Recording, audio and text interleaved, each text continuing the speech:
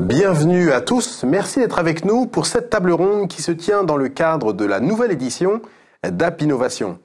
Pendant cette table ronde, nous allons aborder notamment un sujet qui est celui de la dématérialisation des factures et nous allons essayer de voir ensemble avec nos invités pourquoi cette dématérialisation est une opportunité pour les entreprises. Pour ce faire et pour aborder cette problématique, j'ai le plaisir d'avoir avec moi deux invités et je vais commencer par celui qui est sur ma gauche, Lionel Osvépian, qui est président de WCS Europe. Lionel, bonjour. Bonjour Thomas, merci pour cette invitation. WCS Europe est une entreprise jeune dont le métier principalement est celui d'intégrer des applications métiers telles que justement Sofacto pour la dématérialisation de factures. Entre autres de cela, nous faisons partie d'un écosystème, d'un grand fonds d'investissement qui s'appelle Wasted Clover, dont le métier est de faire de l'innovation et de créer des startups dans le monde entier depuis de nombreuses années. Merci Lionel. Et Benjamin Dauboin qui est Project Manager chez Talentsoft, Cegid Company. Bonjour Thomas, merci pour l'invitation. Effectivement, Talentsoft qui est leader des éditeurs logiciels RH et on a le plaisir depuis quelques mois d'avoir rejoint le groupe Cegid qui nous fait un acteur majeur de la paye, de la RH et de la finance. Alors je l'ai dit, on va parler bien sûr de factures, de dématérialisation, mais avant de rentrer dans le vif du sujet, j'aimerais qu'on parle un peu de transformation numérique, transformation globale. On sait que les entreprises ont déployé des efforts et continuent à déployer des efforts conséquents pour se transformer, mais pour autant, on sait que les silos continuent à exister. Lionel, pourquoi est-ce qu'aujourd'hui, malgré tout le travail qui a été fait, ces silos que tout le monde s'évertue à détruire persistent ? Alors, comme vous avez pu le constater, j'ai un peu de cheveux blancs et donc vécu dans pas mal d'entreprises, des petites, moyennes et des grandes, même certaines que j'ai créées moi-même. Et j'ai toujours constaté que ces silos existaient probablement par d'abord l'historique. Toutes les entreprises ont une organisation commerciale, une organisation d'administration des ventes, une organisation marketing, une organisation finance, etc. Et que ces silos persistent, je pense, d'abord par l'historique et la résistance au changement. Mais bon, malgré tout, je sais qu'il y a aussi des coûts engrangés dans la transformation, mais on sait que, en plus, dans la situation post-Covid, tout ça est en train d'éclater. À vouloir mettre le client au centre de l'intérêt de l'entreprise, les choses évoluent maintenant très vite. Ce client, justement, ce que vous venez de mentionner, ce client dont on sait que les entreprises veulent le mettre au centre de l'entreprise, on se rend compte quand on regarde en fait le terrain que ce n'est pas forcément le cas, malgré le fait que les entreprises data-driven regardent les données, les remontées clients, ainsi de suite, elles n'y parviennent pas forcément. Pourquoi ?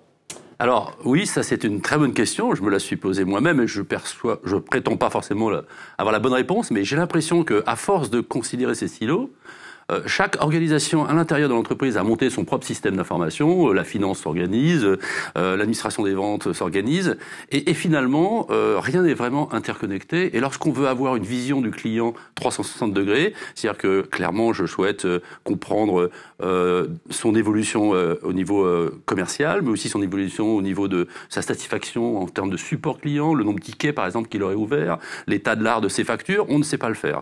Et en plus, ce qui est doublement ennuyeux, c'est que si vous prenez, je ne vais pas prendre des noms de GAFA parce que ça m'exciterait et m'énerverait un petit peu, mais on voit très bien que la notion du client 360 degrés permet de présenter en fait des informations au client à travers des plateformes communautaires dans lesquelles le client pourrait s'inscrire lui-même et connaître tout l'état de l'art de l'historique de ses commandes, l'historique de ses factures, les tickets éventuellement qu'il aurait ouverts. Et pour faire ça, il faut un système intégré avec le client au centre du système d'information. C'est pas toujours le cas. C'est pas toujours le cas et c'est compliqué. Qu'est-ce que vous pourriez donner justement, comme conseil pour des entreprises ou peut-être même des partenaires qui se poseraient la question, comment est-ce qu'on peut justement mettre ce client au centre? Qu'est-ce que ça suppose comme étape absolument nécessaire? Plutôt pour les clients d'ailleurs, les utilisateurs finaux, c'est plutôt que ça intéresse. Alors ça, c'est un peu notre motto, on va dire, c'est justement comme ça qu'on fonctionne chez WCS Europe. Ce que l'on dit aux clients, c'est qu'il ne s'agit pas de faire la révolution. Ça ne fonctionne pas. D'abord parce que les employés ne sont pas préparés. Donc il faut prendre les choses par petits bouts. Mais ce qu'il faut surtout, enfin par petits bouts, c'est-à-dire commencer à transformer certains pans de vraiment étape par étape. Voilà, étape par étape. Et une chose par ailleurs, enfin les choses se font ensemble finalement. À force de transformer par exemple la facturation, de transformer la gestion client en amont et commencer à interconnecter tous ces systèmes-là, et puis aussi bien sûr le métier. Le métier c'est très important aussi de l'intégrer. On se rend compte que l'entreprise change et se met en mouvement. Par contre, il y a une condition sine qua non, c'est que la direction générale, ou en tout cas le leadership, doit porter cette transformation. Sinon, rien ne peut se faire. Ça ne marche pas. Il faut vraiment un sponsorship, un sponsor très, très fort. La dématérialisation de la facturation, c'est un des éléments de cette transformation numérique. Quel est le contexte aujourd'hui et où est-ce qu'elle en est, cette dématérialisation dont on parle maintenant depuis, on en parle depuis quelques années. C'est pas un sujet qui est neuf. La crise a probablement servi d'accélérateur. Quel est le contexte, Lionel ? Alors, la crise, oui, mais je crois surtout c'est que les grands de ce monde qui aujourd'hui font des milliards ont donné le pas. La réalité, c'est que 90% des factures dans le monde sont encore papier et 70% en Europe. Donc, ça veut dire qu'on a encore beaucoup de travail dans la dématérialisation. Mais c'est évident qu'on y va tous et que le marché est absolument considérable et que notre partenariat avec Sofacto, pour nous semble effectivement un partenariat d'avenir. On en dira quelques mots. J'aurai le plaisir de recevoir lors d'un webinaire Frédéric Soto de Sofacto. On en parlera notamment avec lui. Benjamin, comment est-ce que Talentsoft est venu à la dématérialisation ? Quelle place aujourd'hui ça a dans votre stratégie globale de produits et peut-être même de services de facilitation pour vos clients ? Alors ça, c'est venu assez naturellement. D'une part, pour un gain de productivité pour les équipes, puisque passer du temps à imprimer des factures, les mettre sous pli, c'est du temps perdu. Et on préférait consacrer tout ce temps à des tâches de valeur ajoutée. Et donc ça passe par effectivement la dématérialisation et l'automatisation du processus de facturation. Donc c'est tout d'abord un échange à avoir avec les équipes pour les intégrer dans le projet et qu'ils soient aussi acteurs de ce projet-là. C'est un point important, on ne peut pas leur imposer cette automatisation et ce changement, donc on les a intégrés à cette réflexion. Et aussi de voir avec eux quelles sont les nouvelles tâches qu'ils vont pouvoir faire au sein de la société et notamment se concentrer davantage sur la relation avec le client, la connaissance des clients, qui va se faire notamment sur toute la gestion contractuelle. Et on abordera peut-être le sujet tout à l'heure, toute la gestion des données et d'avoir une vue beaucoup plus large des clients pour pouvoir les accompagner au mieux dans leur gestion administrative. On a tous connu au sein de l'entreprise, quand vous voulez un contact au sein de l'entreprise pour avoir telle ou telle information, on va vous renvoyer vers une autre personne parce que c'est pas le bon interlocuteur. Là, une personne au sein de Talentsoft va pouvoir répondre, on va dire, à un ensemble de sujets qui va intéresser le client sans avoir besoin de passer la main à quelqu'un d'autre. J'aimerais juste qu'on revienne sur un élément que vous avez mentionné, Benjamin. Quand on parle de tâches, est-ce que ça veut dire que finalement, lorsqu'on dématérialise, ça veut dire que les agents chez Talentsoft se retrouvent avec moins de tâches, ou est-ce que les tâches finalement sont réparties différemment ? Qu'est-ce que ça sous-entend en fait ? Alors ça change complètement l'organisation, notamment sur la partie facturation. C'est que chez Talentsoft, on avait des personnes qui étaient dédiées à la gestion contractuelle et des personnes dédiées à la gestion de la facturation. Le fait d'automatiser cette partie de facturation, les personnes qui faisaient que de la facturation sont retrouvées à faire la gestion de contrat, puisqu'il faut savoir que la facture, c'est l'aboutissement, c'est, on va dire, ce qui suit la relation contractuelle. Donc à partir du moment où on est capable de gérer au mieux cette gestion contractuelle, toute la partie facturation, finalement, c'est un processus qu'on peut automatiser à partir du contrat. Par contre, ça nécessite effectivement d'avoir une très bonne compréhension du contrat, éviter les erreurs, parce qu'on a tous connu des erreurs de facturation, erreurs qui viennent souvent d'une mauvaise compréhension du contrat. Et donc, du coup, de mettre toute cette intelligence sur le contrat, on se retrouve à avoir beaucoup moins d'erreurs de facturation et de pouvoir automatiser tout ce processus. On a un exemple intéressant de ce que vient de dire Benjamin, c'est-à-dire qu'il y a beaucoup de choses qu'il faut revoir. Est-ce que ça veut dire que quand on dématérialise, Lionel, ça veut dire que, comme ce qui a été fait chez Talentsoft, c'est l'ensemble du processus métier finalement qui est à revoir ? Idéalement, oui. Dans la réalité, oui, c'est ça. Mais dans la réalité, ça se fait par étapes. C'est très compliqué de faire ce que je disais tout à l'heure. Vouloir tout changer d'un coup, c'est difficile. Mais quand on s'y met, on revient plus en arrière. Ça, c'est certain. Donc du coup, effectivement, nous, on a une culture vente chez WSS Europe. Donc l'idée qu'on a eue quand on a créé l'entreprise, c'est de démarrer par le système qu'on appelle le gestion de relations clients, donc le fameux CRM, donc Salesforce. Mais on a démarré même plus en amont, c'est-à-dire la génération des leads, des prospects. Et l'idée était d'avoir vraiment cette vision complètement 360, d'aller jusqu'à la notion de book to bill et de facturer le client en 3 clics. C'est un peu exagéré, mais c'est un peu ça. Les clients arrivent chez nous, on le détecte, On met même d'ailleurs les outils en place pour apprendre à définir le profil du client pour détecter le bon client par rapport aux bons besoins, etc. Enfin bref, on lui fait une cotation en 2 clics, cette cotation est acceptée, elle revient chez nous, on le livre et on le facture. Et tout ça se fait de manière complètement, on va dire, automatique. J'exagère, il y a des humains un peu quand même derrière, mais c'est un peu ça quand même. Donc oui, nous, on a pu le faire parce qu'on était une jeune pousse quand on a démarré, et on a eu cette vision de le faire tout de suite d'entrée de jeu.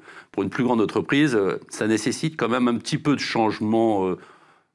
Enfin, ça nécessite pas mal de changements structurels, mais pas forcément tout d'un coup. Mais j'insiste, encore une fois, le nerf de la guerre, c'est certainement, oui, la facturation, parce qu'il y a des implications, même, on va dire, qui sont liées à la performance de l'entreprise, et puis juridiques aussi. Enfin, voilà, on peut pas faire...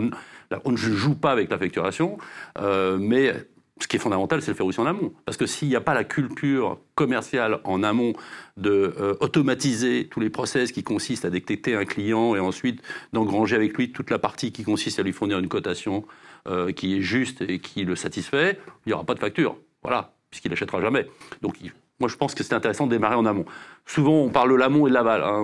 En amont, on essaie de vendre, et en aval, on facture. Alors, les personnes qui s'occupent de la facture, c'est souvent les parents pauvres. On va dire, mais vous êtes à la fin de la chaîne. Et comme on dit en anglais, garbage in, garbage out. Hein. Excusez-moi de dire ça, mais c'est ça. Bon français, donc, ça, ouais. voilà. Donc, du coup, c'est vrai que c'est très dur. Et maintenant que je touche à ce sujet de la facturation, j'ai beaucoup de respect pour, justement, les personnes qui sont obligées, en fin de course, de gérer ce qui a malheureusement pas toujours été bien géré en amont. Donc, il faut quand même regarder un petit peu toute la chaîne. Mais tout changer en même temps me paraît quand même un peu compliqué. Est-ce que cette dématérialisation de la facture, Benjamin, est-ce qu'elle a optimisé le cycle de la facturation? Est-ce que c'est plus simple? En clair, est-ce qu'aujourd'hui, grâce à la démat, vous faites les choses plus rapidement et surtout plus simplement? Alors complètement. Et l'impact, on le voit essentiellement sur notre BFR, tout simplement, puisque le fait de raccourcir le temps de facturation un impact direct sur notre trésorerie. Donc ça, c'est un point important. Et ça, les équipes, ils sont bien sensibilisés. Un point positif, d'ailleurs. Un point très positif, ouais, complètement. Après, voilà... Le client aussi, il va pouvoir recevoir sa facture déjà en dématérialisé. Il ne va pas attendre que ça passe au courrier. On sait très bien que le courrier, soit il n'arrive pas pour des problèmes de distribution, soit de la poste, ou bien interne dans l'entreprise, hein, des factures qui se baladent dans tous les sens. Donc là, le client reçoit sa facture directement, soit via sa boîte mail ou bien sur des plateformes sécurisées. Et gain de temps pour lui, le client va pouvoir également, comme sa facture est déjà dématérialisée, l'absorber dans son logiciel et automatiquement pouvoir l'enregistrer, etc. Donc aussi pour le client, c'est un gain de temps. Et aussi de pouvoir remonter d'éventuels litiges, des problèmes souvent qu'on rencontre, ça va être des problèmes de référence. Hein, je pense notamment à des bons numéros de commande ou ce qu'on appelle des purchase orders. On va pouvoir identifier, le client va pouvoir nous remonter l'information comme quoi il manque une référence. Et l'échange se fait quasiment immédiatement, alors que par courrier, c'est très compliqué, on perd du temps. Et l'équipe qui reçoit le retour client va pouvoir apporter des modifications dans l'outil et ne plus avoir à l'avenir de problématiques dans ce sens-là. On a parlé, vous avez mentionné, Lionel, Salesforce il y a quelques instants. Comment est-ce que vous évoluez justement dans cet écosystème? Comment est-ce que, à travers Sofacto, notamment, cet écosystème, il vous permet de peut-être d'être plus efficace avec vos clients, peut-être de les toucher? Qu'est-ce que vous en retirez finalement de cet avantage et de travailler? En fait, la question peut être même pour les deux d'ailleurs, hein, pas justement pour Lionel, mais voilà. Quels avantages il y a à travailler avec un acteur qui est un membre de l'écosystème de Salesforce? Lionel puis Benjamin. Alors ça, c'est une question j'ai tendance à dire un petit peu de philosophie. Parce que... encore une fois, pour avoir vécu dans pas mal d'entreprises, donc souvent quand on dirige les systèmes d'information, et c'est pas péjoratif, mais on ne prend pas forcément de risques majeurs, hein, parce que d'abord c'est compliqué et on peut pas mettre en péril les métiers. Donc du coup, on a tendance à faire des changements mais par petites touches, et en tout cas, on fait pas de révolution. Évidemment, c'est compliqué. Donc du coup, on a tendance à s'appuyer sur des gros acteurs, et c'est un petit peu dommage. Et d'un point de vue philosophique, personnellement, je préfère ce qu'on appelle le best of breed. C'est-à-dire qu'en fait, on va choisir le meilleur de ce que feront chacun de ses fournisseurs. Et c'est un peu plus compliqué, parce qu'il faut faire de l'intégration, et qu'il faut faire cohabiter un écosystème. Mais nous, ça a été notre choix. certes, Salesforce est un très bon acteur, mais c'est pas le seul. On travaille avec eux parce qu'ils nous ont permis d'avoir une plateforme ouverte et sur laquelle on a pu développer. On a intégré du Sofacto, mais pas que. Et on a intégré beaucoup d'autres choses pour les métiers. Par exemple, on va gérer les timesheets avec une autre application, on va les gérer de la gestion de projet avec une autre application, mais tout ça est intégré dans un même système qui fait que dès que je vais chercher le client App Innovation, je vais avoir tout de suite tout son historique, toutes ses informations. Voilà. Alors, ça prend un peu plus de travail, parce qu'il y a un travail d'intégration, ça tombe bien, c'est d'autres métiers, mais si demain, j'ai un pan de l'organisation, un sous-ensemble qui est défaillant, ce ne sera pas le cas, c'est pas aussi évident. Non, on pourrait éventuellement l'interchanger. Mais j'aime beaucoup cette notion-là parce qu'en plus, souvent, on travaille des sociétés qui sont peut-être, alors, c'est pas le cas de Salesforce évidemment, mais un peu plus petites, disons à taille humaine, et on évolue avec elles. Et ça, c'est intéressant parce que du coup, on grandit ensemble. Je trouve ça aussi très intéressant. Le rapport Salesforce est un peu compliqué, mais je reconnais que malgré leur grande taille, ils ont une capacité de présence auprès de leurs partenaires, on va dire, qui est assez phénoménal. Donc je ne sais pas trop l'expliquer, ça va être l'engouement général de l'entreprise. L'engouement autour de Salesforce. Benjamin. Alors nous, l'enjeu, c'était la centralisation des données, donc d'avoir un outil qui était complètement intégré à Salesforce. Ça nous a permis d'avoir et nos données commerciales et nos données contractuelles et de facturation, ce qui n'était pas le cas avant. On avait deux systèmes d'information différents. Donc le casse-tête pour rapprocher les données d'activité commerciale de la facturation, etc. Donc on avait des mappings dans tous les sens, etc. C'était assez compliqué. Et donc d'avoir cette solution Sofacto nous a permis d'avoir vraiment tout le cycle de vente intégré dans Salesforce. Et après, ce qu'on va pouvoir évoquer, c'est toute la gestion de données qui va être très intéressante et qui va nous permettre d'être beaucoup plus performants. Ces données-là, avant juste un petit détail, avant de poursuivre, ces données-là, avant la centralisation, elles étaient éclatées en silos, on en parlait tout à l'heure, elles étaient éclatées entre différents silos, elles étaient difficiles à trouver, elles étaient difficiles à exploiter pour les métiers. C'était ça, pour les BU, c'était ça le vrai problème? Il y a ça, effectivement. L'autre point, c'est la ressaisie. C'est-à-dire qu'on va ressaisir de l'information dans les différents systèmes d'information, les informations clients. Donc, c'est redondant, c'est une perte de temps. Et après, pour pouvoir les consolider, c'est le temps de les consolider, d'arriver à trouver les liens entre chaque système d'information pour pouvoir consolider les données. Ça prend du temps. Alors que quand on a un système intégré et des données centralisées, on a presque du temps réel. Et avoir de l'information en temps réel, aujourd'hui, c'est clé. Ces données-là, elles sont, on aura presque pu y consacrer quasiment la table ronde. Malheureusement, on n'aura pas le temps. Mais ces données-là, il y a certaines organisations qui en génèrent beaucoup. C'est le cas de la vôtre, Lionel.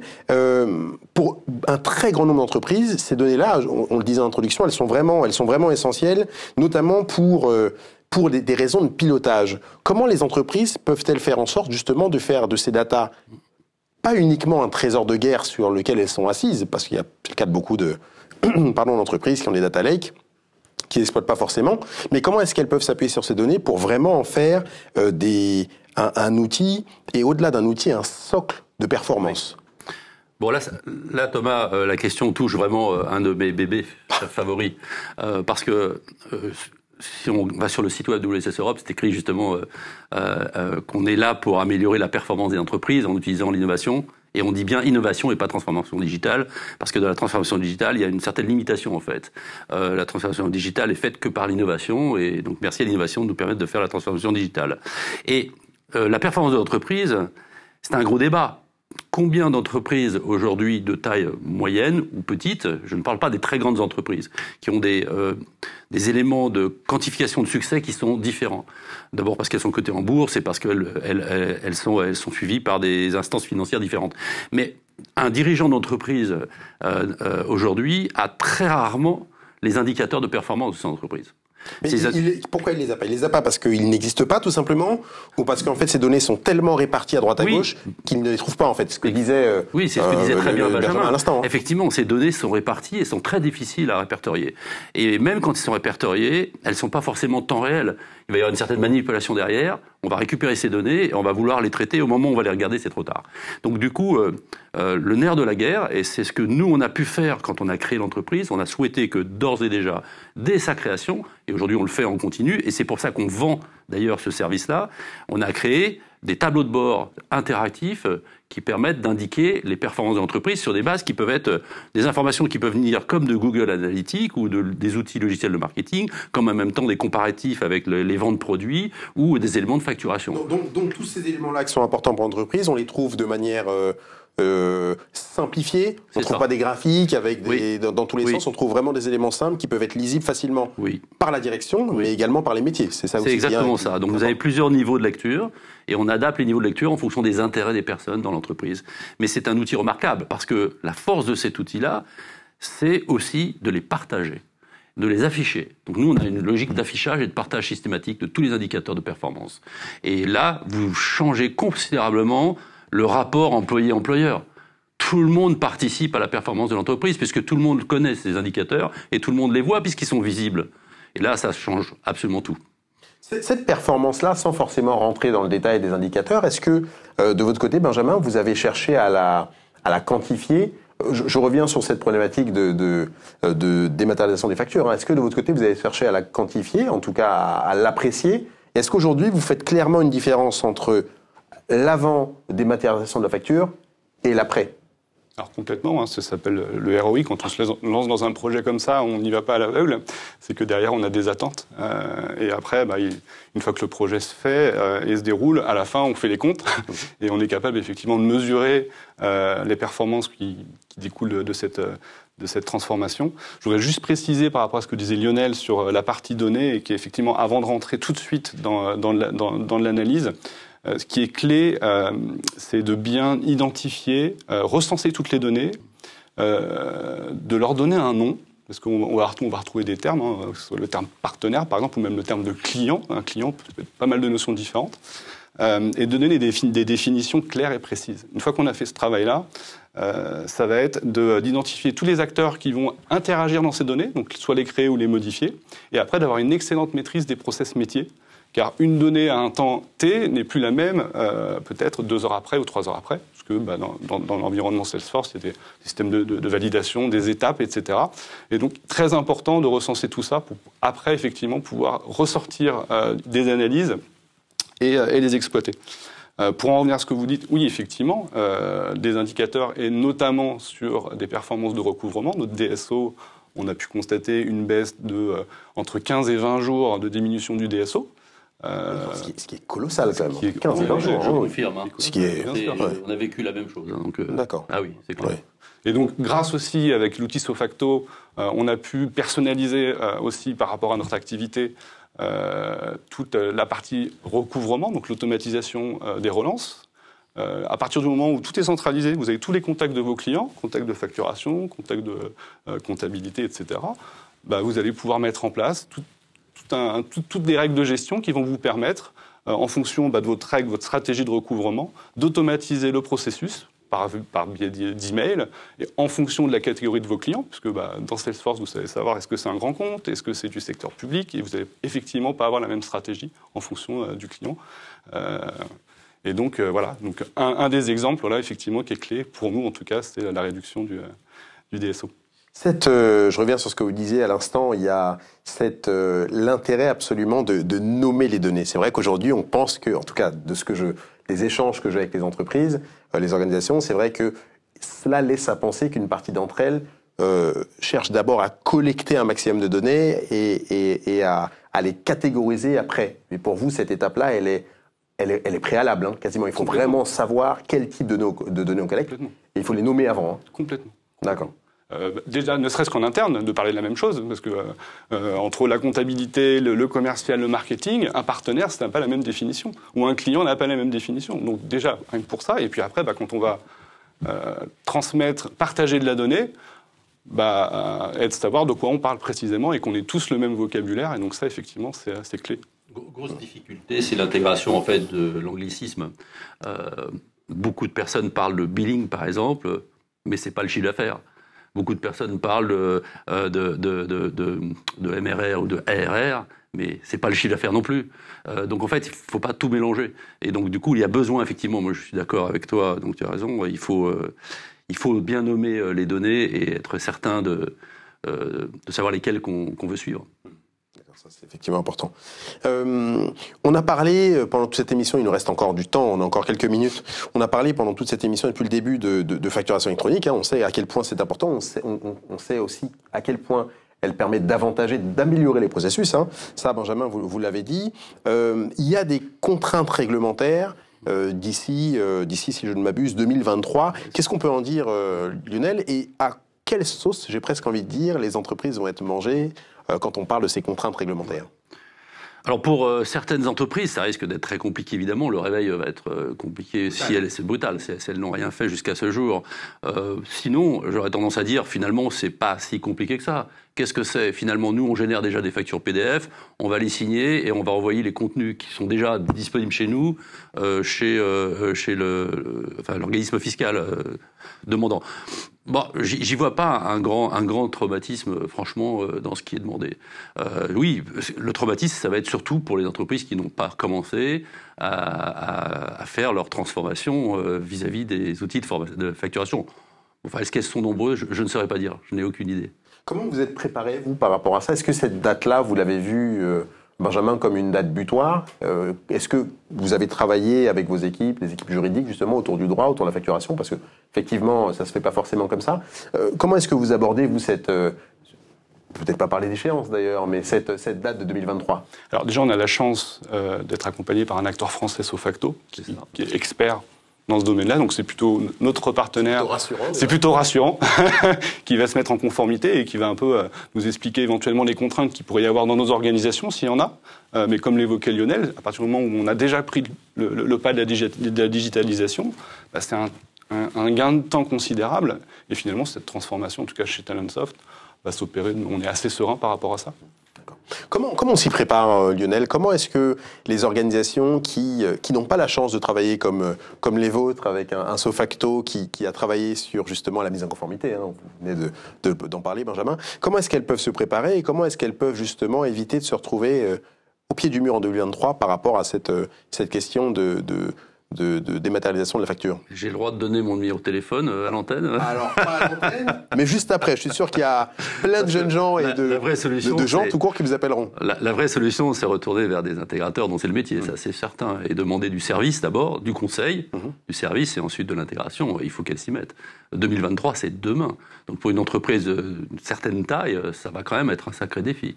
Donc là, je pense que vraiment... Un sacré défi en termes d'intégration, en termes d'implémentation, en termes de conformité. Qu'est-ce qui risque de bloquer, justement, pour vous? Alors, imaginez déjà la reprise de tout l'historique. C'est quand même un travail monstrueux. Si rien n'a été fait jusqu'alors, déjà, rien que la reprise de l'historique, ça va être beaucoup de travail. Après, j'ai l'impression que à partir du moment où ils sont bien conseillés, ce ne sera pas si compliqué que ça. À partir du moment où elles mettent en œuvre les bons logiciels, il y a peu d'entreprises aujourd'hui qui n'utilisent pas de RP, enfin ces fameux... Oui, excusez-moi, j'ai prononcé le mot, je ne voulais pas le faire, parce que c'est justement ce que je déteste le plus, c'est le fameux ERP, parce que je suis un anti-ERP, on va dire, parce que au contraire, comme je vous l'ai dit tout à l'heure, j'aime bien prendre plutôt des solutions qui sont adaptées à chacun des fonctions et donc plutôt les intégrer. Mais la majorité d'entreprises fonctionnent avec des ERP, et donc ces ERP s'y préparent toutes, bien sûr. Donc je serais très surpris que beaucoup d'entreprises soient au pied du mur en 2023. Voilà. Qu'elles le fassent bien, c'est une autre chose. Que toutes les entreprises soient pas prêtes et que le gouvernement donne une certaine flexibilité, c'est possible. Mais enfin, on sait pourquoi est-ce que le gouvernement souhaite faire ça. Donc, il s'agit principalement de s'assurer qu'il n'y ait plus de blanchiment, de manipulation de factures, etc. Il y a une question légale. Voilà, une question légale. Bon, c'est totalement compréhensible. D'accord. Donc, pas d'inquiétude. La plupart des entreprises seront prêtes. En tout cas, les éditeurs sont déjà... Les éditeurs sont déjà... tromper, hein, mais je pense que c'est pas une révolution quand même en soi. D'accord. Bon, ben on verra, on rediscutera en 2023. Enfin, je leur conseille quand même de prendre mon téléphone et de venir nous voir. Pour ceux qui l'ont pas compris, voilà, vous l'avez bien entendu. Nous arrivons à la fin de cette très intéressante table ronde. J'espère que, comme moi, vous avez pris du plaisir à écouter tout ce qui a été dit, vous avez appris des choses. Merci de rester avec nous, car comme vous le savez, tout au long d'Innovation, vous aurez le plaisir d'écouter, de trouver d'ailleurs, d'autres contenus aussi intéressants. Messieurs, merci beaucoup d'avoir été avec moi aujourd'hui. Merci à vous de nous avoir suivis et à bientôt.